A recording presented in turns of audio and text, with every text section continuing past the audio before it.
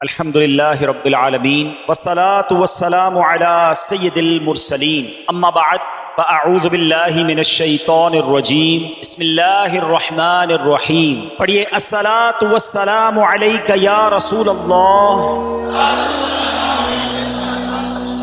وعلی آلک واصحابک یا حبیب اللہ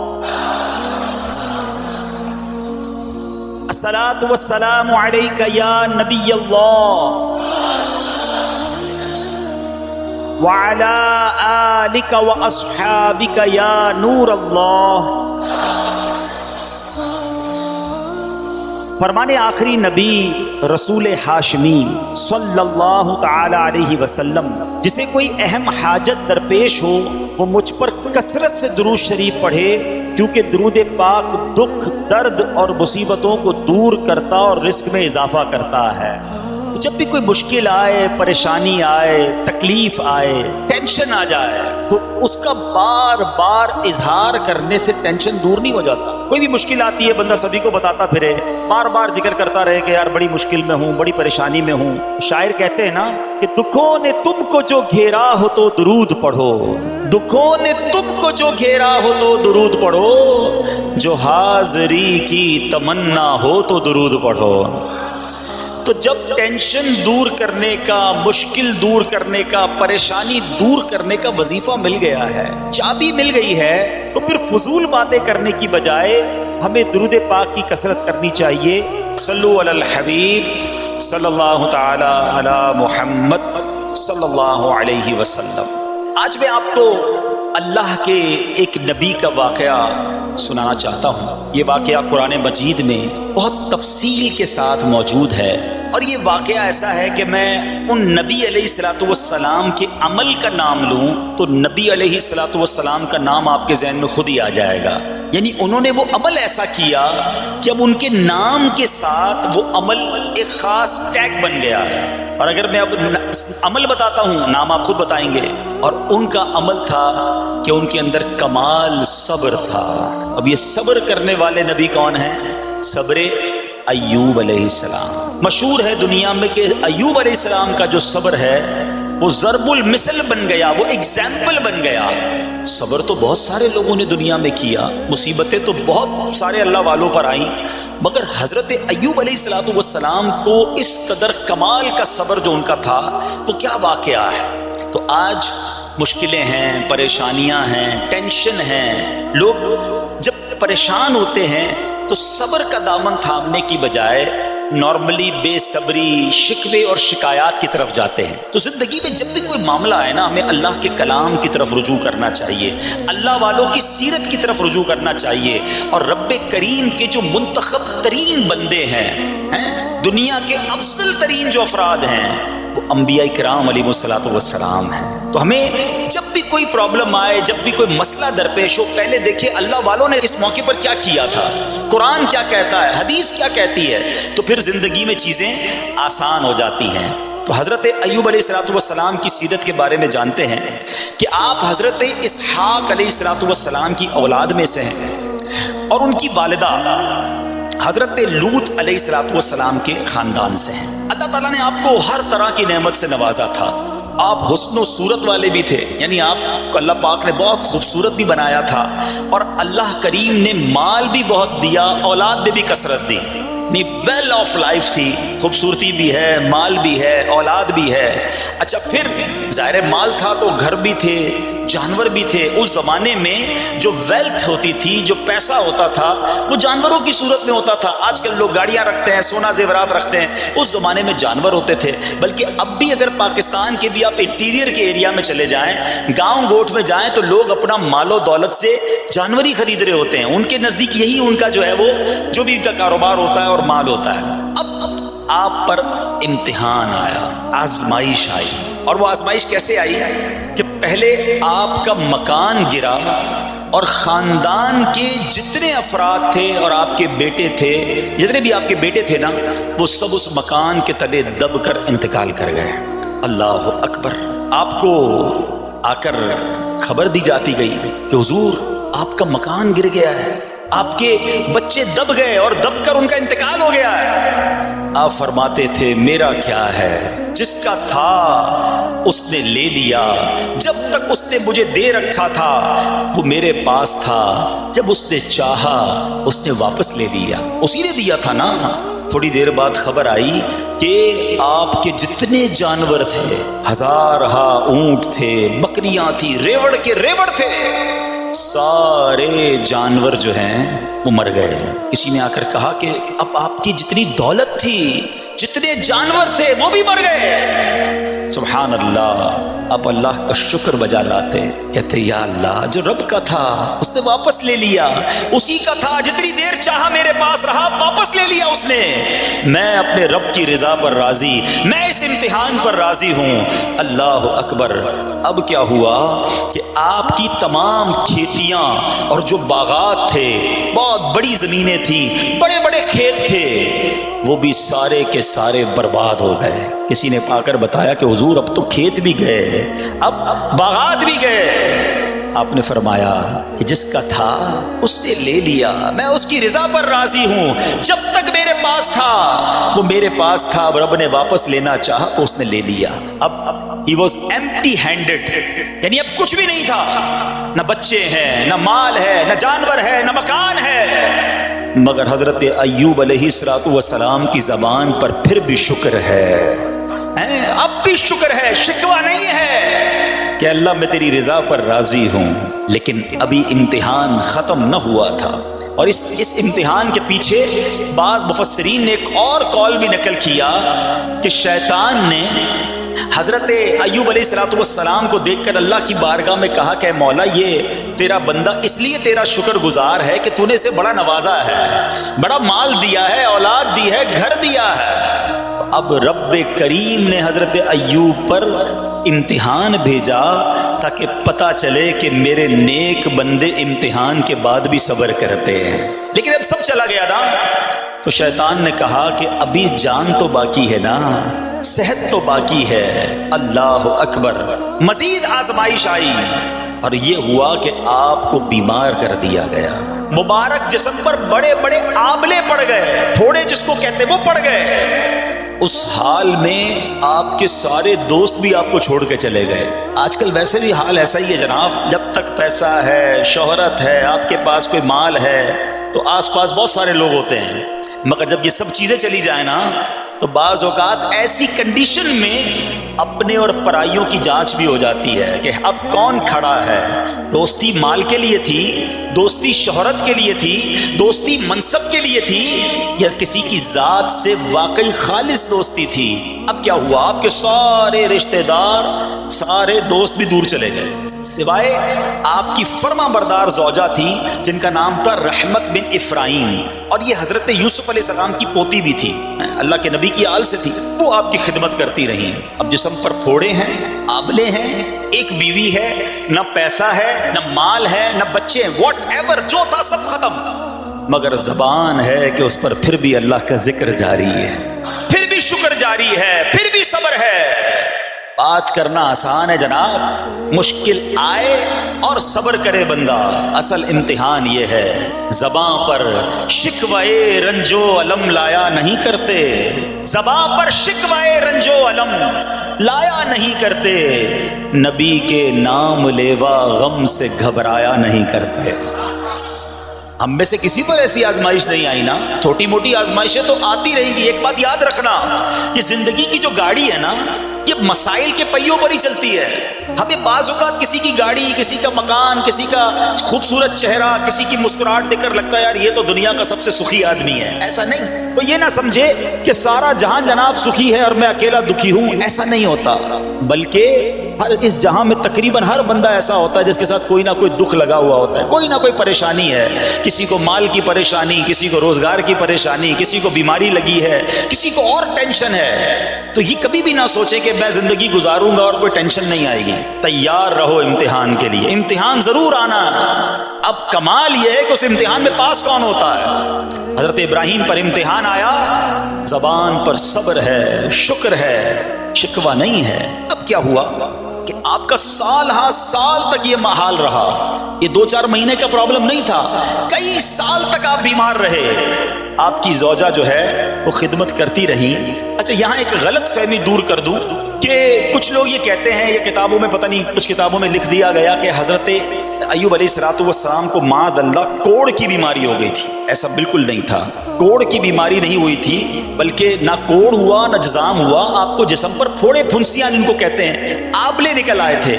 کیونکہ کوڑ کی بیماری وہ ہوتی ہے کہ جس سے لوگ نفرت یا حقارت کرتے ہیں.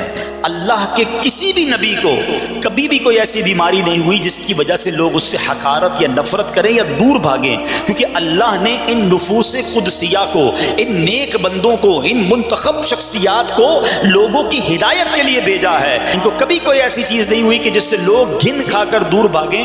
تو یہ بالکل غلط ہے. البتہ آپ کے جسم پر آبلے تھے، پھوڑے تھی، اور اللہ اکبر آپ اس حال میں کیا رب سے عرض کرتے تھے؟ آپ عرض کرتے تھے، قرآن میں یہ الفاظ موجود ہیں، انی مسنی الضر وانت ارحم الراحمین. ترجمہ کیا ہے؟ مجھے تکلیف پہنچی اور تو سب مہر والوں سے بڑھ کر مہر والا ہے، رحم کرنے والوں میں سب سے بڑھ کر رحم کرنے والا ہے. یعنی اللہ کی بارگاہ میں یہ عرض کرتے تھے، یا اللہ تکلیف پہنچی ہے، رحم تو نے کرنا ہے، تو ارحم الراحمین ہے. زمانے سے نہیں کہتے تھے. یہاں ایک اور پرابلم ہے. میں کوئی مسئلہ ہوتا ہے، پرابلم آتی ہے، ہم ساری دنیا سے کہتے ہیں یہ مسئلہ ہو گیا، یہ پرابلم ہو گئی. نہیں، ساری دنیا میں سے کوئی آپ کا مسئلہ حل نہیں کر سکتا. اس سے بات کرو نا جو مسائل کو حل کرنے والا ہے، اس سے عرض کرو نا جو مصیبت کو دور کرنے والا ہے. ادھر ادھر جانے کی بجائے پرابلم یہ ہے، جب بھی مشکل آتی ہے ہم سب کے پاس جاتے ہیں، ہم رب کے پاس نہیں جاتے ہیں. جاؤ اس کے پاس جو حل المشکلات ہے، جو مصیبتوں کو حل کرنے والا ہے، اس کی بارگاہ میں فریاد کرو. وہ شاعر کتنی پیاری بات لکھتے ہیں نا، یہ بہت سارے لوگوں کے لیے درس ہے جو اپنی پرابلمز کے لیے دنیا والوں کے پاس جاتے ہیں. ارے اگر پکارنا ہے تو اللہ کی بارگاہ میں پکارو، التجا کرنی ہے تو اللہ کے حبیب سے عرض کرو نا. شاعر لکھتے ہیں، کسی کا احسان کیوں اٹھائیں، کسی کو حالات کیوں بتائیں، کسی کا احسان کیوں اٹھائیں، کسی کو حالات کیوں بتائیں. تمہیں سے مانگیں گے تم ہی دو گے، تمہارے در سے ہی لو لگی ہے. ہم اللہ کی بارگاہ میں عرض کریں، اللہ کے حبیب کی بارگاہ میں لو لگائیں. دنیا والوں کے پاس کچھ نہیں رکھا، لیکن ہم دنیا والوں کو بتا کر اپنے صبر کا ثواب بھی ضائع کر دیتے ہیں. دیکھو حضرت ایوب علیہ السلام کا صبر، کسی سے نہ کہا، اللہ کی بارگاہ میں عرض کرتے رہے. اب آپ کی آزمائش کا وقت پورا ہوتا ہے، دعا کرتے رہے، التجا کرتے رہے، صبر کرتے رہے. حکم ہوا کہ اپنا پاؤں زمین پر مارو. حضرت ایوب علیہ السلام نے پاؤں زمین پر مارا تو زمین سے ایک چشمہ پھوٹ اٹھا. حکم الہی سے حکم دیا گیا کہ اب اس پانی سے غسل کرو. آپ نے جب اس پانی سے غسل کیا تو آپ کی تمام بیماریاں دور ہو گئیں. پھر آپ 40 قدم چلے، دوبارہ زمین پر قدم مارنے کا حکم دیا. قدم مارتے ہی ایک اور خوبصورت لذیذ ٹھنڈے پانی کا چشمہ نمودار ہوا. پانی ٹھنڈا، میٹھا اور لذیذ تھا. اب آپ نے وہ پانی پیا تو آپ کے باطن میں نور ہی نور پیدا ہو گیا اور آپ کو اعلیٰ درجے کی صحت اور نورانیت حاصل ہو گئی. اور سنو، میرا رب تو قادر ہے نا. اللہ تعالیٰ نے آپ کی وہ ساری اولاد جو دب کر کئی سال پہلے مر گئی تھی، انتقال فرما گئے تھے، اللہ نے ان تمام اولاد کو پھر زندہ فرما دیا اور آپ کی بیوی کو دوبارہ جوانی بخشی، اور اب اس کے بعد بھی آپ کی کثیر اولاد ہوئی. سنو سنو، جو جانور چلے گئے تھے نا، اللہ نے مویشی، اسباب، وہ خزانہ اس سے زیادہ آپ کو پھر سے عطا فرما دیا. صبر کیا تھا نا. ان اللہ مع الصابرین. اچھا، یاد سب کو ہے یہ آیت، بچپن سے یاد ہے. اللہ صابروں کے ساتھ ہے، صبر کرنے والوں کے ساتھ ہے. مگر صبر کرنا نہیں ہے، امتحان آنا ہے تو صبر کرنا نہیں ہے. آیت سب کو پتا ہے. اچھا، جس کے ساتھ پرابلم ہو جائے نا، اس کو بھی بندہ درس دینے جا رہا ہوتا ہے، بھائی صبر کرنا، اللہ آپ کو صبر دے. لیکن جب اس پر امتحان آتا تو یہ صبر کرتا نہیں ہے. دوسروں کو درس دے رہا تھا، آج تیری باری آئی ہے نا، اس صبر کا دامن نہ چھوڑیں. میں آپ کو ایک بات سوال پوچھنا چاہتا ہوں. آج کل ہم بڑے لوگوں سے تعلقات کیوں بنانے کی کوشش کرتے ہیں؟ یار جب کوئی مشکل ٹائم آئے گا نا تو یہ بندہ کام آئے گا. یہ پیسے والا دوست ہے، یہ اس کے تعلقات بہت ہیں، اس کی گورنمنٹ میں بات ہے، اس کی وکیلوں میں بات ہے. 4-5 ایسے دوست ہونے چاہیے. یہ ڈاکٹروں کے اندر بڑی اچھی اس کی دوستی ہے. کوئی ڈاکٹر کا بھی کام آئے گا تو یہ بندہ کام آ جائے گا. ہم دنیا والوں سے تعلقات اس لیے بناتے ہیں تاکہ یار مصیبت آئے تو یہ بندہ کام آئے. اور نارملی اکثر ایسا ہوتا ہے کہ جس سے امید رکھی ہوتی ہے مصیبت کے وقت غائب ہو جاتا ہے. لیکن رب خود قرآن میں فرما رہا ہے ان اللہ مع الصابرین، صبر کر لو اللہ کی رحمت تمہارے ساتھ ہو جائے گی۔ اب میں آپ سے سوال کرتا ہوں، دنیا کے تعلقات ہوں یہ ضروری ہے یا یہ فائدہ مند ہے، یا بندہ صبر کر لے تو اللہ کی رحمت ساتھ ہو جائے، سارے غم ویسے ہی دور ہو جائیں گے؟ صبر اس کو نہیں چھوڑنا ہے۔ تو حضرت ایوب علیہ السلام کی زندگی میں ایک اور واقعہ یہ ہوا کہ جب آپ بیمار تھے، آپ کو پتہ جب بندہ بیمار ہوتا ہے تو بعض اوقات اس کی طبیعت میں کیفیات بھی ہوتی ہیں، تو آپ نے اپنی زوجہ کو پکارا، تو آپ کی زوجہ کچھ دیر میں حاضر ہوئی، تو آپ نے جلال میں آ کر اس کو 100 درے، اپنی زوجہ کو 100 کوڑے مارنے کی قسم کھا لی۔ اب جب صحت آ گئی تو قسم تو آپ نے کھائی ہوئی تھی، تو اب کیا کرتے؟ اس بیوی نے تو خدمت بھی بہت کی تھی، اب اسے کوئی خاص کیفیت تھی، آپ نے قسم اٹھا لی تھی۔ سبحان اللہ، ایوب علیہ السلام کو اللہ کریم نے قرآن میں کیا حکم دیا کہ اے ایوب، آپ ایک یعنی 100 جس کو کہتے ہیں تنکے، 100 تنکوں والی جھاڑو لیں اور اس جھاڑو کو ایک مرتبہ اپنی بیوی کو مار دیجئے تو آپ کی قسم جو ہے وہ پوری ہو جائے گی، یعنی قسم کا کفارہ نہیں دینا ہوگا۔ اللہ اکبر، اللہ نے اس نبی علیہ السلام کی فرما بردار بیوی کی جو سزا تھی یا جو معاملہ تھا اس کو کتنا آسان فرما دیا۔ تو رب کریم نے قرآن مجید فرقان حمید میں اس کو کس طرح بیان فرمایا، وَخُذْ بِيَدِكَ ضِغْثًا فَاضْرِب بِهِ وَلَا تَحْنَثْ، فرمایا کہ اپنے ہاتھ میں ایک جھاڑو لے کر اسے مار دے اور قسم نہ توڑ، اِنَّا وَجَدْنَاهُ صَابِرًا، فرمایا ہم نے اسے صابر پایا، نعم العبد، کیا اچھا بندہ، انہو اواب، بے شک وہ بہت رجوع لانے والا ہے۔ ارے آج دنیا کسی کو کہے یہ صبر والا ہے، حضرت ایوب کی شان دیکھو کہ رب فرما رہا ہے قرآن میں انا وجدناہ صابرا، اور ہم نے ایوب کو صبر کرنے والا پایا، صابر پایا۔ اللہ حضرت ایوب کے صبر کے صدقے ہمیں بھی صابرین میں شامل فرما لے۔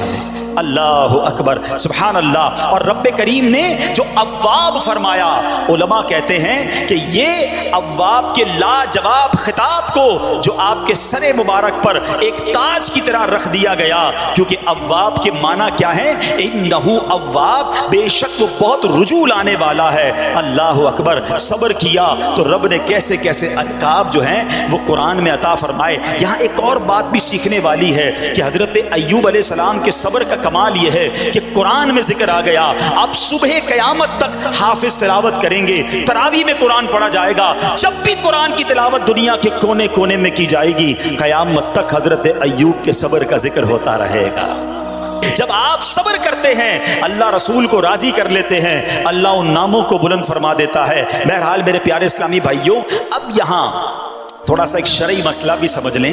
بعض اوقات کہ آپ لفظ سنتے ہیلا، اچھا کچھ لوگ جب یہ لفظ ہیلا سنتے ہیں تو کنفیوز ہو جاتے ہیں، یار یہ کیا، ایک کام کرنا تھا اس کو ایک اور طریقے سے کر دیا، ہمیں سمجھ نہیں آ رہا، عجیب عجیب سی لوگ باتیں کرتے ہیں۔ سبحان اللہ، علماء فرماتے ہیں پہلے ہیلے کا مسئلہ سمجھ لیں۔ فتاوی عالمگیری میں ہے، جو ہیلا کسی کا حق مارنے یا اس میں شبہ پیدا کرنے یا باطل ذریعے سے فریب دینے کے لیے کیا جائے وہ مکروہ ہے، اور جو ہیلا اس لیے کیا جائے کہ آدمی حرام سے بچ جائے یا حلال کو حاصل کر لے وہ اچھا ہے۔ انما الاعمال بالنیات، غلط نیت سے ہیلا کہ کسی کا حق دبا لوں یا معاذ اللہ زکوٰۃ ادا نہ کرنی پڑے، اللہ کو کوئی دھوکہ نہیں دے سکتا، اللہ دیکھ رہا ہے کہ اس کی نیت کیا ہے، لیکن ہیلا اس لیے ہے کہ حرام سے بچ جائے، حلال حاصل کر لیا جائے، تو اس کی جو جواز کی صورتیں ہیں علماء نے فرمایا یہ آیت اس میں دلیل ہے، اور آیت کیا تھی؟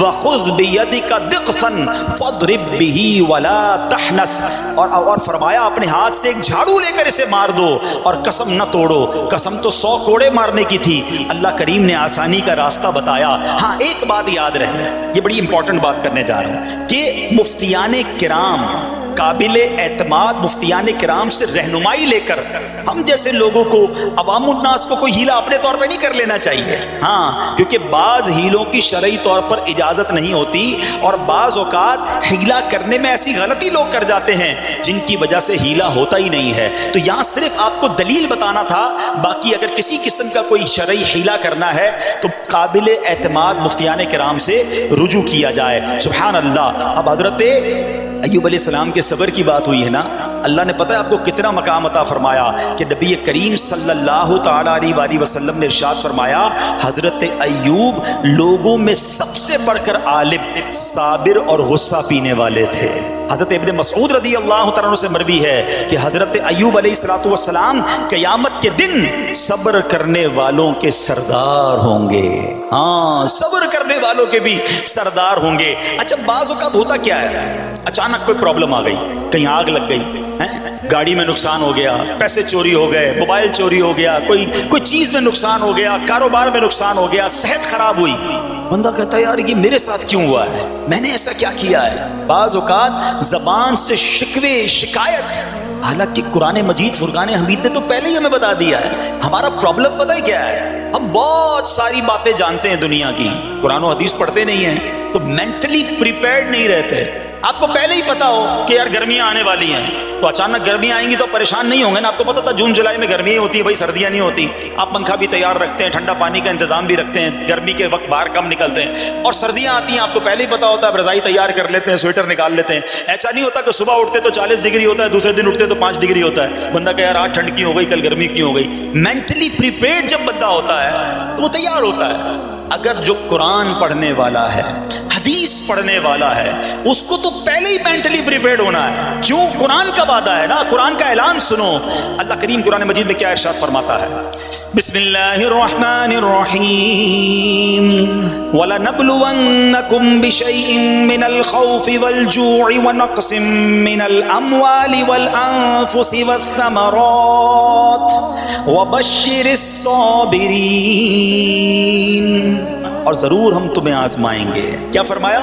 ضرور آزمائیں گے، تیار رہو، دیر از ایگزامینیشن۔ اچھا، آزمائش کن کن چیزوں کی ہوگی؟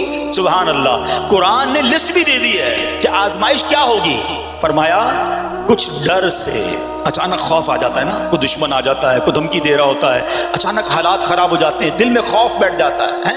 پھر فرمایا بھوک سے، مال کم ہو گیا ہے، تنگی آ گئی تو بھوک سے۔ پھر فرمایا کچھ مالوں اور جانوں اور پھلوں کی کمی سے، کبھی کاروبار میں نقصان ہوگا، کبھی کسی کے باغات ہے تو باغ فصل اجڑ سکتی ہے، آپ کو کوئی نقصان ہو سکتا ہے، کسی جگہ آگ لگ سکتی ہے، اور جانوں کی کمی سے بیماری بھی آ سکتی ہے۔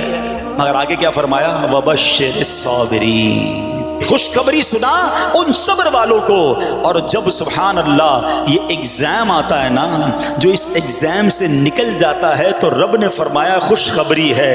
اللہ اکبر، ہم نے زندگی میں دیکھا ہے جس نے مصیبت پر صبر کیا، اللہ کی رضا پر راضی رہا، اللہ نے مشکل سے بھی نکالا اور پہلے سے اسے زیادہ عطا فرما دیا۔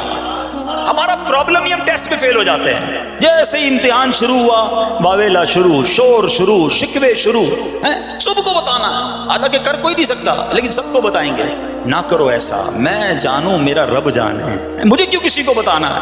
ہاں، وہ کریم ہے، وہ دیکھ رہا ہے کہ میرا بندہ صبر کر رہا ہے۔ سبحان اللہ۔ حضرت سیدنا امام ابو جعفر محمد بن جریر طبری تفسیر طبری میں اس آیت مبارک کے تحت فرماتے ہیں، یعنی ہم تمہیں دشمن کے خوف، قحط سالی، شدید بھوک و فقر و فاقہ، فصلوں کی کمی، مقاصد کے حصول میں مشکلات، کفار سے جنگ کے دوران افرادی قوت میں کمی اور اہل و عیال کی موت وغیرہ کے ذریعے آزمائیں گے، اور یہ سب چیزیں بطور امتحان ہوں گی تاکہ تمہارے سچے جھوٹوں سے اور اہل بصیرت منافقوں سے جدا ہو جائیں۔ یعنی اس ٹیسٹ میں پتہ چل جائے گا کون اللہ والا ہے، کون صبر والا ہے، کون اللہ کی رضا پر راضی رہنے والا ہے۔ سنو سنو، جب یہ تکلیف آتی ہے نا تو اس کا پھر اجر کتنا ملتا ہے۔ شہنشاہ نبوت، مخزن جود و سخاوت صلی اللہ تعالی علیہ وسلم نے ارشاد فرمایا، جو دنیا میں ہی اپنی ہر خواہش کی تکمیل کر لے تو یہ چیز آخرت میں اس کے اور اس کی خواہش کے درمیان آڑ اور پردہ بن جائے گی، اور جو مالداروں کی زینت کی طرف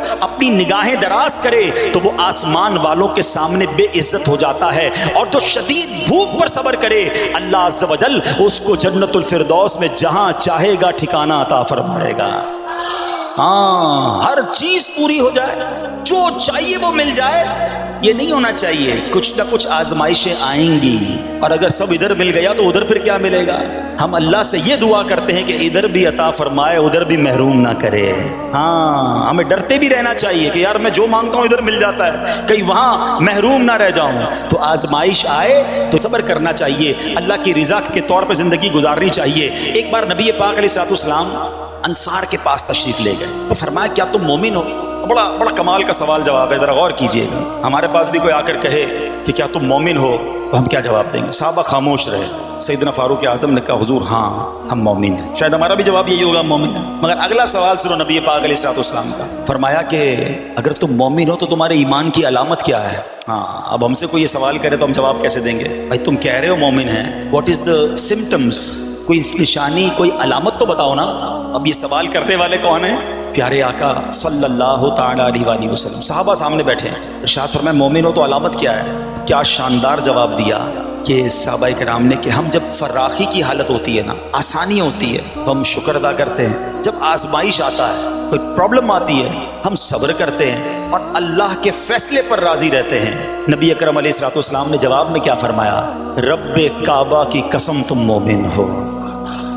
تو پتہ یہ چلا کہ مومن ہونے کی نشانی یہ ہے کہ جب اچھے دن آئیں تو شکر کرے اور مشکل کے دن آئیں تو اللہ کی رضا پر، اللہ کے فیصلوں پر راضی رہے، صبر کرے. اب آؤ سوال کرتے ہیں. اچھے دن آتے تو ہم کیا کرتے ہیں؟ ارے بھائی میں تو انتظار میں تھا، تھوڑے پیسے آئیں تو فلاں عیاشی کروں، فلاں گناہ کروں. تھوڑے پیسے تھے تو وہ کام ہی نہیں کر پا رہا تھا، اب تو موقع میں لگا ہے، اب تو دن آئے ہیں. معاذ اللہ، جس کو اللہ نعمتیں دیتا ہے، فراخی دیتا ہے، تو وہ اللہ کی نافرمانی میں لگ جاتا ہے. اور جب اس کو کوئی آزمائش بھیجتا ہے تو وہ ناشکری کہہ کر، بلکہ بعض اوقات تو کفریہ کلمات منہ سے نکال کر ایمان سے بھی ہاتھ دھو بیٹھتا ہے. ایسا نہیں ہونا چاہیے. عقل مند وہ ہے، یاد رکھنا کہ رب جتنی عطائیں بڑھائے ہم اتنے سجدے بڑھائیں، ہم اتنے صدقے بڑھائیں. دیکھو نا دنیا میں کیا ہوتا ہے، آپ کو کوئی تحفہ دے، آپ کیا کہتے ہیں؟ شکریہ، جزاک اللہ. دوبارہ تحفہ دے، آپ کہتے ہیں بہت مہربانی. تیسری بار دے، بندہ کہ یار یہ تو مجھ پر کتنا مہربان ہے. اتنی مہربانیاں. ناراض نہیں ہونا چاہیے. جو تمہیں دنیا میں 2-4 تحفے دے دے تم اسے ناراض نہیں کرنا چاہتے. جب سے میں پیدا ہوا جب سے وہ نواز رہا ہے، وہ ناراض نہ ہو جائے اس کا کوئی خیال نہیں. وہ دیے جا رہا ہے. ہم تو دیکھتے ہیں نا، بندہ غریب ہوتا ہے تھوڑے گناہ، جیسے جیسے امیر ہوتا گیا اس کے پر پرزے نکلنا شروع ہو جاتے ہیں، مسجد سے دور، نمازوں سے دور، معاذ اللہ حرام کاموں میں پڑ جاتا ہے. ارے اللہ کے بندے، تجھے رب نواز رہا ہے، تیرے تو سجدے بڑھنے چاہیے تھے. لیکن ہوتا کیا ہے، وہ عطائیں بڑھاتا ہے، لوگ خطائیں بڑھاتے ہیں. نہ کرو ایسا. جب فراخی ہو، جب اللہ کی طرف سے آسانی ہو تو شکر ہو، اور جب آزمائش آئے تو صبر ہو. یہی مومن کی نشانی ہے. اور اللہ سے دعا کرتے ہیں کہ اللہ کریم ہمیں اپنے شکر گزار اور صبر کرنے والے بندوں میں شامل فرما لے. اور یقین کریں صبر کا جو پھل ہے نا، وہ کہتے ہیں نا صبر کا پھل میٹھا. او ہو بالکل ٹھیک کہا، بلکہ بہت میٹھا ہے. سنو، اللہ عز و جل فرماتا ہے کہ جب میں کسی بندے کو بیماری میں مبتلا کروں، ہو سکتا ہے یہاں بھی میرا کوئی بھائی بیمار بیٹھا ہو، مدنی چینل کے ناظرین میں سے کوئی بیمار بیٹھا ہو. دیکھو بیماری آئے نا، شکوہ مت کرنا، صبر کرنا. فضیلت سنو، حدیث قدسی ہے، اللہ فرماتا ہے جب میں اپنے کسی بندے کو بیماری میں مبتلا کروں اور وہ اس پر صبر کرے، کسی سے شکایت نہ کرے، تو میں اس کے گوشت کو اچھے گوشت سے اور اس کے خون کو اچھے خون سے بدل دیتا ہوں. پھر اگر اسے شفا دیتا ہوں تو ایسی شفا دیتا ہوں کہ اس کے نامہ اعمال میں کوئی گناہ نہیں رہتا. اور اگر میں اسے دنیا سے اٹھا لوں تو اسے اپنی رحمت کاملہ کے سائے میں لے جاتا ہوں. ارے کمال ہو گیا. بیماری آئی، بیماری جب جاتی ہے تو گناہوں سے بھی پاک کر کے جاتی ہے. صرف ایک ہی تو کنڈیشن ہے، صبر کرنا. بیماری آئی، صبر کرنا. ہاں، کسی سے بات نہ کریں، شکوہ نہ کریں، اللہ کی بارگاہ میں عرض کریں مولا تیری مہربانی، ہاتھ میں درد ہے باقی جسم تو سلامت ہے. اے اللہ آنکھ میں درد ہے باقی جسم تو سلامت ہے. اے اللہ گردوں میں پرابلم ہے میرا، باقی جسم تو سلامت ہے. یہ بھی تیری مہربانی ہے. اللہ کرے کہ ہم شکر گزار بندے بن جائیں، کیونکہ یہ بیماری تو ہمارے گناہ معاف کروانے آئی تھی. مگر افسوس یہ ہے کہ جو گناہ معاف کروانے والا کام ہمارے ساتھ ہوا اس میں بھی ہم نے اللہ کو ناراض کر دیا اور شکوے شکایات کی. سنو اس نے اخلاق کے پیکر نبیوں کے تاجور صلی اللہ تعالی علیہ وسلم نے ارشاد فرمایا ابھی تو صرف بیماری کی بات ہوئی نا، اب آؤ اگر کسی کو کاروبار میں نقصان ہو گیا، کسی کے پیسے کم ہو گئے، کسی کی جان و مال کا کوئی نقصان ہوا، کوئی آگ وغیرہ لگ گئی، سنو اللہ کے حبیب علیہ الصلوۃ والسلام فرماتے ہیں کہ اللہ ارشاد فرماتا ہے، پھر حدیث قدسی ہے کہ جب میں اپنے کسی بندے کے بدن یا اس کے مال یا اس کی اولاد کی طرف کوئی سختی بھیجوں، پھر وہ صبر جمیل کے ساتھ اس کا استقبال کرے، تو قیامت کے دن مجھے اس سے حیا آئے گی کہ میں اس کے لیے میزان قائم کروں یا اس کا نامہ اعمال کھولوں۔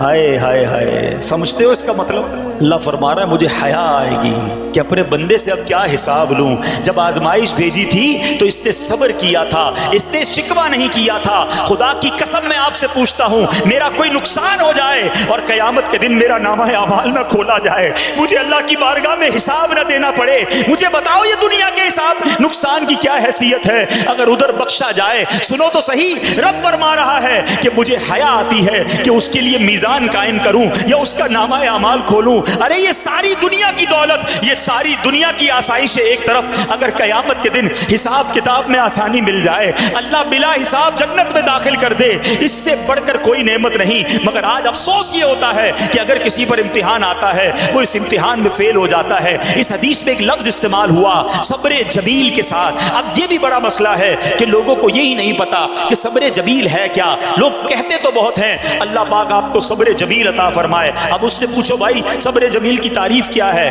تو پھر تعریف نہیں پتا ہوتی۔ یہ کسی جمیل بھائی کا صبر نہیں ہے کہ جس کو صبر جمیل کہا جاتا ہے۔ صبر جمیل کی تعریف سمجھو۔ علماء کہتے ہیں کسی مصیبت زدہ اور غیر مصیبت زدہ کو برابر میں دیکھو، مگر دونوں میں کوئی فرق نظر نہ آئے، یعنی چہرہ بھی نہ بتائے کہ وہ کسی مشکل میں ہے، اس کی عادتیں بھی نہ بتائیں کہ وہ کسی پرابلم میں ہے، یعنی اس کو دیکھ کر پتہ ہی نہ چلے کہ وہ بڑی مشکل میں ہے۔ فرمایا یہ ہے صبر جمیل۔ مگر آج ہمارا حال یہ ہے، ہمارا چہرہ بتا دیتا ہے بھائی خیر تو ہے، بڑی ٹینشن میں ہو، ہاں یار کیا کروں بس موبائل ٹوٹ گیا، ارے بھائی بڑی چہرے پہ بڑی ہوائیاں اڑ رہی ہیں، بس کیا کروں جناب آج 5,000 روپے کھو گئے، 5,000 روپے کھو جائیں، چھوٹا سا نقصان ہو جائے، ہمارا چہرہ بتا دیتا ہے کہ ہمارے ساتھ کوئی معاملہ ہوا ہے۔ صبر جمیل یہ ہے کہ دیکھ کر کوئی پہچان ہی نہ سکے کہ یہ بندہ کتنی مشکل میں ہے، چاہے اندر کتنی تکلیف میں ہو، دنیا والوں کو نہ بتائے کیونکہ وہ رب کا بندہ ہے، وہ اللہ کی بارگاہ میں فریاد کرے۔ یہ صبر جمیل ہے اور اللہ اسے ہم سب کو نصیب فرمائے۔ ہاں یہ بڑی کمال کی بات ہے۔ ہم کیا کرتے ہیں سارے جہان کو بتاتے ہیں، اچھا پھر آخر میں لوگ کہتے بھی ہیں جب پورے محلے کو بتا دیا نا، پھر اس کے بعد کہتے ہیں بس کیا کریں بھائی صبر ہی کر رہے ہیں۔ اب آپ صبر نہیں کر رہے حضرت، ہاں آپ کا صبر چلا گیا، آپ نے ساری دنیا کو تو بتا دیا۔ صبر یہ ہے کہ صبر پہلے صدمے پر ہوتا ہے، جیسے ہی آپ کو کوئی صدمہ لگا نا، اب آپ جانے رب جانے، نہ بتائیں کسی کو، ٹھیک ہے وہ الگ بات ہے آپ کسی کو دعا کے لیے کہہ دیں، لیکن بڑا نقصان ہو گیا، بڑی مشکل ہو گئی، بڑی پریشانی ہو گئی، اس سے حل تو کوئی نہیں ہونا۔ اچھا ہمارا ماجرا ایک اور بھی بڑا عجیب ہے، مشکل ہو جائے تو سب کو بتاتے ہیں، آسانی ہو جائے تو پھر کسی کو نہیں بتاتے ہیں۔ 5,000 کا نقصان سارے محلے کو پتا ہے، 50,000 کا فائدہ ہوا پھر کسی کو بتایا آپ نے؟ نہیں یار بتاؤں گا تو نظر لگ جائے گی، گھر والوں کو تو بالکل بھی نہیں بتاؤں گا، خرچہ بڑھا دیں گے۔ گھر والوں کو ساری ٹینشن کی خبریں جا کے دے رہے ہوتے ہیں، مارکیٹ میں بڑا نقصان ہو گیا، آج بڑا مندہ ہے، ارے بھائی کاروبار بالکل نہیں ہے، تاکہ گھر والوں کا خرچہ روک سکے، اور جیسے ہی کاروبار اچھا ہو گیا گھر جاتے پھر بھی وہی والا منہ بنا لیتے ہیں تاکہ ان کو پتہ نہ چلے میں بڑے پیسے کمانے لگا ہوں۔ یہ نہ کیا کریں، ہاں ٹینشن آپ کسی کو بتا کر اپنا صرف ثواب ضائع کرتے ہیں، باقی کچھ نہیں ہوتا، کرنا رب نے ہے۔ اور یہ اگر آزمائش میرے درجے بلند کرنے آئی ہے، اگر یہ آزمائش مجھے اللہ کے قریب کرنے آئی ہے، تو پھر تو اس کا استقبال ہونا چاہیے نا۔ ہاں ہمارے بزرگان دین تو آزمائشوں کا استقبال کیا کرتے تھے۔ اور سنو یہاں ہو سکتا ہے کہ میرا کوئی نابینا بھائی بیٹھا ہو، بعض اوقات ایسا بھی ہوتا ہے کہ اچانک کسی کی بینائی چلی جاتی ہے، آنکھیں ٹھیک ہوتی ہیں اور اچانک ایکسیڈنٹ ہوا یا کوئی واقعہ ہوا ہے، بہت بڑی آزمائش۔ اللہ اس آزمائش سے ہمیں محفوظ رکھے۔ مگر دیکھو میرے رب کی شان دیکھو، جب بھی کوئی تکلیف آتی ہے نا بندہ صبر کرے، اس تکلیف کا اجر تیار ہے، اس کا کمال سے اس کی رحمت تیار ہے، رحمت کی برسات تیار ہے۔ سنو اللہ فرماتا ہے کہ اے جبرائیل جب میں اپنی کسی بندے کی بینائی لے لوں تو اس کا اجر یہ ہے کہ میں اسے اپنے دیدار سے مشرف فرماؤں گا۔ ہاں آنکھیں گئی ہیں مگر اللہ فرماتا ہے میں اپنا دیدار کرواؤں گا۔ بس صرف صبر کرنا ہے۔ اسی طرح میرے پیارے اسلامی بھائیوں، بعض لوگوں کے یہاں بچے کا انتقال ہو جاتا ہے، چھوٹے چھوٹے بچوں کا انتقال ہو جاتا ہے، یا بعض اوقات پیدائشی بچہ مرا ہوا ہوتا ہے پیدا، اس کا انتقال ہو جاتا ہے، یا بعض اوقات ولادت سے پہلے ہی بچہ ضائع ہو جاتا ہے، بہت شور، بڑا واویلا، بڑا رونا پیٹنا گھروں میں ہوتا ہے۔ مت کیا کرو ایسا، یقین کریں یہ بہت بڑا انعام تمہیں ملنے جا رہا ہے۔ ایسا نہ ہو یہ رونا پیٹنا، یہ بے صبری، یہ اللہ کی بارگاہ میں شکوے شکایات، اتنے بڑے تم اجر سے محروم رہ جاؤ۔ سنو، اللہ کے آخری نبی صلی اللہ تعالی علیہ وسلم نے فرمایا، جس مسلمان جوڑے کے 3 بچے انتقال کر جائیں، اللہ عز و جل ان بچوں پر فضل و رحمت کرتے ہوئے ان دونوں یعنی ماں باپ کو جنت میں داخل فرمائے گا۔ صحابہ کرام نے عرض کی کسی کے 2 بچے، فرمایا 2 بچے بھی، پھر عرض کی اور 1، فرمایا 1 بھی، پھر فرمایا اس ذات کی قسم جس کے قبضہ قدرت میں میری جان ہے، جس عورت کا کچا بچہ فوت ہو جائے یعنی حمل ضائع ہو جائے اور وہ اس پر صبر کرے تو وہ بچہ اپنی ماں کو اپنی ناف کے ذریعے کھینچتا ہوا جنت میں لے جائے گا۔ یہ تو جنت کا ٹکٹ تھا، مگر شکوے شکایات، الامان والافیز، گھر میں موت میت کو نقصان ہو جائے، ہماری عورتیں، ہمارے گھر کے افراد وہ واویلا کرتے ہیں۔ معاذ اللہ، بعض اوقات تو کفریہ کلمات زبان پر ہوتے ہیں، معاذ اللہ ثم معاذ اللہ، کہتے کہ اللہ کو ہمارا ہی گھر ملا تھا، اتنے چھوٹے بچے کا کیا قصور تھا؟ استغفر اللہ۔ یہ تمہارے جملے، ایک تو گھر میں مصیبت پہلے ہی آئی ہوئی ہے اور تم اللہ پر اعتراض کر کے معاذ اللہ، اللہ کو ظالم کہہ کے اپنا ایمان بھی ضائع کر بیٹھے، یہ تو اس سے بڑی مصیبت ہو گئی نا۔ تو نہ کریں ایسا، سیکھو۔ آج میں نے آپ کے سامنے حضرت ایوب علیہ السلام کی سیرت اور قرآنی واقعہ بیان کیا کہ سب کچھ چلا گیا مگر وہ اللہ کی رضا پر راضی تھے، رب نے انہیں صبر کرنے والا بندہ بھی فرمایا اور ساری نعمتیں پہلے سے زیادہ عطا فرما دی۔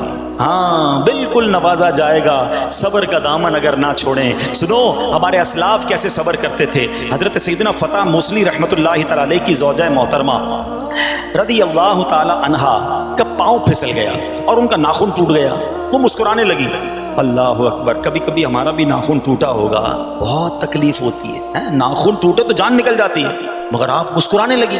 کسی نے پوچھا کہ آپ کو ناخن ٹوٹنے کا درد نہیں ہوا، آپ مسکرا رہی ہیں؟ تو فرماتی ہیں کہ اس درد پر جو ثواب ملے گا نا، مجھے درد پر صبر کروں گی اور جو مجھے اس پر ثواب ملے گا تو اس ثواب کے تصور نے میرے درد کی تلخی کو دور کر دیا۔ ہائے ہائے ہائے، یہ ہے اللہ والے۔ ہاں صبر کرنا کوئی ان سے سیکھے۔ میرے پیارے اسلامی بھائیوں، احادیث میں، روایتوں میں یہ مضمون ملتا ہے کہ اللہ کریم کی بارگاہ میں بندے کا کوئی درجہ رکھا ہوتا ہے، یعنی اللہ کی رضا یہ کہ بندہ اس سٹیج تک پہنچ جائے، اس درجے تک پہنچے، مگر وہ نماز کے ذریعے، روزوں کے ذریعے، عبادتوں کے ذریعے اس درجے تک نہیں پہنچتا۔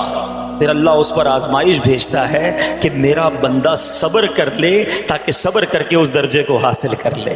ہائے ہائے، یعنی مجھ پر کوئی آزمائش آئی تھی میرے درجے بڑھانے، مگر ہائے میری بے صبری کہ میں نے وہ درجہ پانے کا موقع ضائع کر دیا، میں نے وہ ثواب پانے کا موقع ضائع کر دیا۔ خدا را یاد رکھنا، اگر کسی آزمائش سے گزر رہے ہو تب بھی، اور اگر آئندہ کوئی آزمائش آئے، صبر کا دامن نہ چھوڑنا، یہ تصور کر لینا کہ یہ میرے گناہ معاف کرنے کا ذریعہ بن رہا ہے، یہ میرے درجے بڑھانے کا ذریعہ بن رہا ہے۔ اور سنو، جب مصیبت آئے تو پڑھنا کیا ہے؟ رسول اللہ صلی اللہ تعالی علیہ وآلہ وسلم نے فرمایا، جو مصیبت کے وقت انا للہ و انا الیہ راجعون کہتا ہے تو اللہ عز و جل اس کی پریشانی دور فرما دیتا ہے اور اس کے کام کا انجام اچھا فرماتا ہے اور اسے ایسا بدل عطا فرماتا ہے جس پر وہ راضی ہو جاتا ہے۔ یہ پڑھ لیں، لیکن شکوہ نہ کریں، دنیا والوں کو بتانے کی حاجت نہیں۔ اچھا، وہ جو میں بات کر رہا تھا کہ تکلیف سب کو بتانی ہے اور راحت کے بارے میں کسی کو کوئی شکر کرتا ہوا نظر نہیں آتا۔ ایک بار ایک شخص کے سر پر جو ہے نا وہ تکلیف ہوئی نا، سر میں درد ہو گیا، اس نے پٹی باندھی اور گھومنے لگا۔ اس زمانے میں حضرت رابعہ بصریہ رضی اللہ رحمۃ اللہ تعالی علیہ، اللہ کی بہت بڑی ولیہ ہیں، آپ نے اس کو دیکھا کہ کیوں پٹی باندھی ہے؟ وہ کہتا سر میں درد تھا اس لیے پٹی باندھی ہے۔ بات تھوڑی سی باریک ہے، سمجھدار لوگ سمجھیں گے، اس لیے پٹی باندھی ہے کہ سر میں درد تھا۔ اللہ اکبر۔ اس اللہ والی نے پتہ ہے کیا کہا؟ آپ کہتی ہیں کبھی صحت کی پٹی بھی باندھی ہے؟ یہ جملہ ہے بڑا سمجھنے والا ہے، یعنی اللہ نے اتنے دنوں تک صحت میں رکھا تو کسی کو نہیں بتایا، اور تھوڑے دنوں کی تکلیف آئی تو پٹی باندھ کے سب کو بتانے چلا ہے کہ رب نے بیمار کیا ہے۔ ہاں، ہمیں اللہ کریم کی طرف سے آزمائش ہمیشہ تھوڑی آتی ہے۔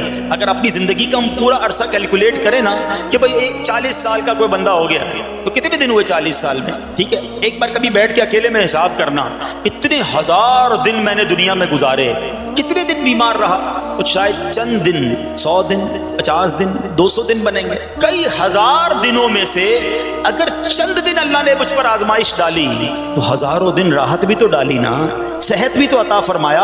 اتنے دن جس رب نے چھاؤں میں کھڑا کیا، اگر تھوڑی دیر کے لیے دھوپ آئی ہے تو مجھے شکوہ نہیں کرنے چاہیے۔ یاد رکھنا، ہر رات کے بعد صبح ہے، ہر دھوپ کے بعد چھاؤں ہے۔ اگر تم انتظار کرو گے تو رب ایسی رحمت تم پر نازل کرے گا، اپنے غیب کے خزانوں سے عطا فرمائے گا۔ قرآن میں رب نے وعدہ کیا ہے، وَمَن يَتَوَكَّلْ عَلَى اللَّهِ فَهُوَ حَسْبُهُ، جو اللہ پر بھروسہ کرے اللہ اس کے لیے کافی ہے۔ مگر ہمارا پرابلم یہ ہے کہ جب مشکل آتی ہے ہم یہ ساری باتیں بھول کر بس شکوہ، شکایات اور پریشانی میں چلے جاتے ہیں۔ ارے آپ اس مصیبت کو اللہ کی طرف سے نعمت سمجھ لو، اللہ کی طرف سے یہ سمجھ لو کہ میرے گناہ معاف کروانے، میرے درجات بلند کرنے کے لیے آیا ہے۔ اچھا، اب ایک اور بات، بعض اوقات شیطان ہے نا، وہ کسی کے دماغ میں وسوسہ ڈالتا ہے کہ یار جب میں نمازیں نہیں پڑھتا تھا نا تب تو اتنا پریشان نہیں رہتا تھا، جب سے نمازیں شروع کی، دعوت اسلامی کے اجتماع میں آنے لگا، مدنی قافلوں میں سفر شروع کر دیا، اب تو میں نے کچھ ذمہ داری بھی لینا شروع کر دی ہے۔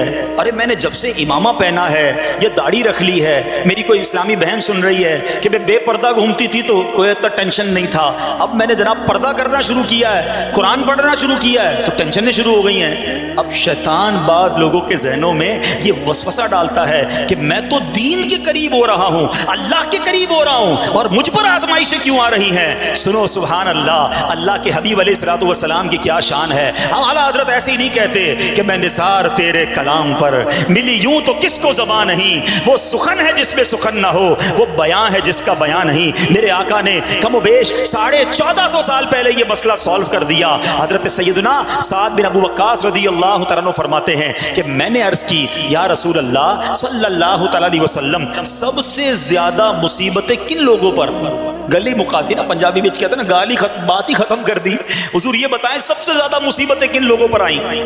پیارے آقا نے فرمایا انبیاء پر۔ اللہ اکبر، اللہ کے سب سے قریب تو انبیاء ہیں نا، انبیاء پر، پھر ان لوگوں کے بعد جو لوگ بہتر ہیں، پھر ان کے بعد جو بہتر ہیں۔ سنو اب اگلا جملہ، بندے کو اپنی دینداری کے اعتبار سے مصیبت میں مبتلا کیا جاتا ہے۔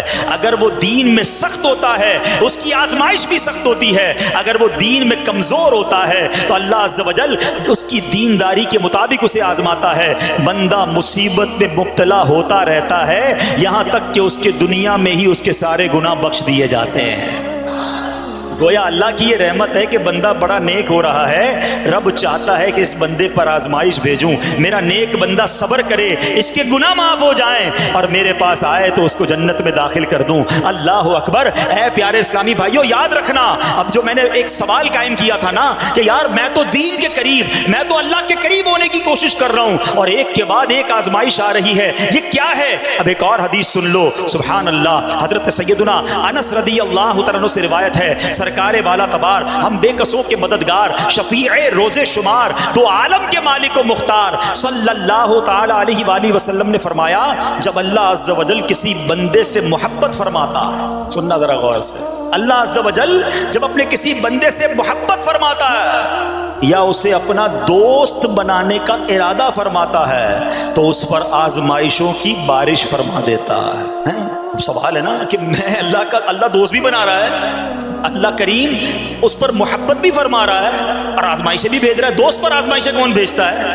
دوست کو تو راحتیں ڈالی جاتی ہیں۔ ہائے ہائے، اب یہی تو امتحان ہے، یہی تو چیک ہے۔ سنو، نبی پاک فرماتے ہیں جب اللہ اس پر آزمائش بھیجتا ہے نا، وہ بندہ اپنے رب کو پکارتا ہے، اے میرے رب عز و جل، تو اللہ فرماتا ہے میرے بندے تو جو کچھ مجھ سے مانگے گا میں تجھے عطا فرماؤں گا، تو جلد ہی تجھے دے دوں گا اور اسے تیری آخرت کے لیے ذخیرہ کر دوں گا۔ سبحان اللہ، یعنی اللہ والوں کو آزمایا جاتا ہے، ان کے درجات بلند کیے جاتے ہیں، ان کے گناہ معاف کیے جاتے ہیں۔ تو اے میرے پیارے اسلامی بھائیوں، کبھی بھی یہ ذہن میں خیال مت لانا کہ یار میں دین میں قریب آ رہا ہوں، میری آزمائشیں بڑھ رہی ہیں۔ سمجھ لو امتحان شروع ہو گیا ہے، ٹیسٹ شروع ہو گیا ہے، اب اس ٹیسٹ میں مجھے کامیاب ہونا ہے اور اللہ کے مزید قریب جانا ہے۔ زندگی میں جو گناہ ہو گئے ہیں یہ میرے گناہوں کا انشاءاللہ کفارہ بن جائے گا، میرے درجات کی بلندی کا سبب بن جائے گا۔ اللہ سے عرض کرنا، اے مولا میں تیری رضا پر راضی، میں تیرے فیصلوں پر راضی، اب تک جو دیا تھا تو نے دیا تھا،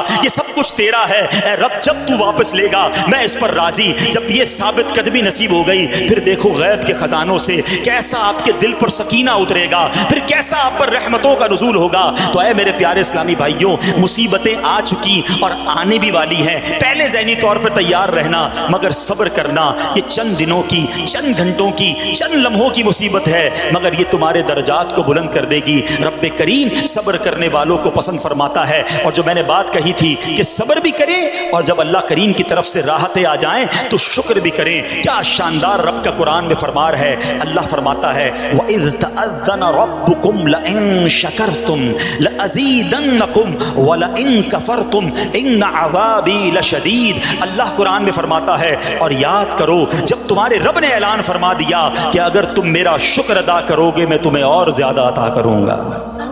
ہاں شکر کرو رب اور دے گا، مگر اگلا حصہ سمجھنے والا ہے، اور اگر تم ناشکری کرو گے تو میرا عذاب سخت ہے۔ اللہ نے اپنے عذاب سے بھی ڈرایا ہے اور شکر کرنے کا درس بھی دیا ہے۔ تو بہرحال میرے پیارے اسلامی بھائیوں، اللہ کریم سے میں دعا کرتا ہوں کہ اپنے نیک بندوں کے صدقے، کربلا والوں کے صبر کے صدقے، نبی پاک علیہ الصلوۃ والسلام کے طائف کے میدان میں پتھر کھا کر دعا دینے والے صبر کے صدقے، رب کریم ہمیں بھی صبر کی نعمت نصیب فرمائے، صرف زبانی نہیں قلبی طور پر ہمیں صبر کرنے والوں میں شامل فرما لے۔ اگر ہم پر کوئی آزمائش ہے تو رب کریم یہ آزمائش ہمارے گناہوں کا کفارہ بنا دے، ہمارے درجات کی بلندی کا سبب بنا دے۔ دعوت اسلامی کے مدنی ماحول سے اگر ہم وابستہ رہیں گے نا تو ہمیں انشاءاللہ صبر کرنے کا پریکٹیکل جو ہے وہ موقع بھی ملتا رہے گا، کیونکہ صبر کیسے کرنا ہے اس کی کوئی پریکٹس بھی تو ہونی چاہیے نا۔ تو مدنی قافلے جب اس میں جاتے ہیں نا تو آرام اپنے گھر جیسا نہیں ملتا، کھانا اپنے گھر جیسا نہیں ملتا، بعض اوقات سفر میں تکلیف ہوتی ہے، تو یہ پریکٹیکلی آپ کو صبر کرنے کا موقع ملتا ہے۔ تو اگر آپ واقعی صابرین میں شامل ہونا چاہتے ہیں تو مدنی قافلوں میں سفر اپنا معمول بنائیں۔ اللہ کریم ہم سب کو مدنی قافلوں میں سفر کی توفیق عطا فرمائے۔ میرے اعمال کی اصلاح کرم سے